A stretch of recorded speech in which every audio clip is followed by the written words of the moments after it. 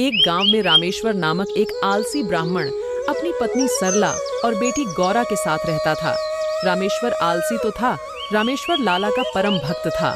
सुबह और शाम राम जी के पूजा करता और राम लाला का जाप बस ही 2 काम करता। बाकी समय के समय अपनी आलसीपन के वजह से घर पर सोया रहता। इसी वजह से उसकी पत्नी आए दिन 2-4 खड़ी खोटी सुनाती। आज जल्दी से खाना खा लो और खेतों पे चले जाओ, आज फसल काटनी है। और हाँ, खेत से आते वक्त सरसों के साग लेते आना, घर में सब्जी बनाने के लिए कुछ भी नहीं है। आते वक्त भूल मत जाना, नहीं तो आज खाना नहीं बनेगा, मैं पहले ही बोल दे रही हूँ। पत्नी ऐसे बोली रही थी कि रामेश्वर चादर ओढ़कर सो गया। इधर कैलाश पर्वत पर बैठी माता सीता जब भगवान राम जी से कहती है, प्रभु, ये आपका कैसा भक्त है? ये आपकी भक्ति तो करता है पर कोई कर्म ही नहीं करता है। मैं सब देख रहा हूँ सीते, ये पिछले जन्म में आलसी गधा था। ये राम मंदिर के सामने आकर सो जाता था। सोते सोते भी मंदिर में भक्तों के द्वारा मंत्रों के उच्चारण उसके कान में सुनाई दिया करता था।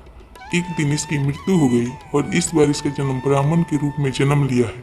सही समय आने पर इसको उचित शिक्षा दूंगा।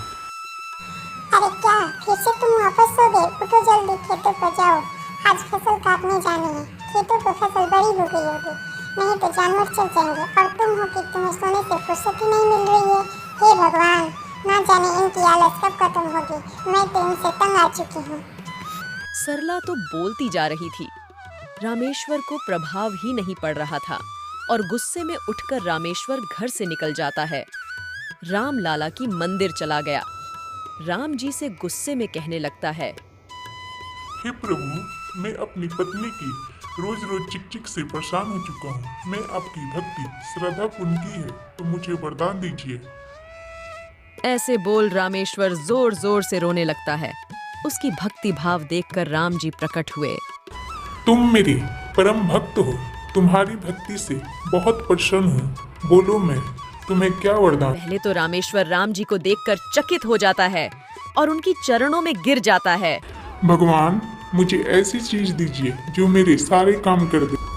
ठीक है ब्राह्मण, तुम्हें एक जादुई छड़ी देता हूँ, ये सारी तुम्हारी काम कर दे।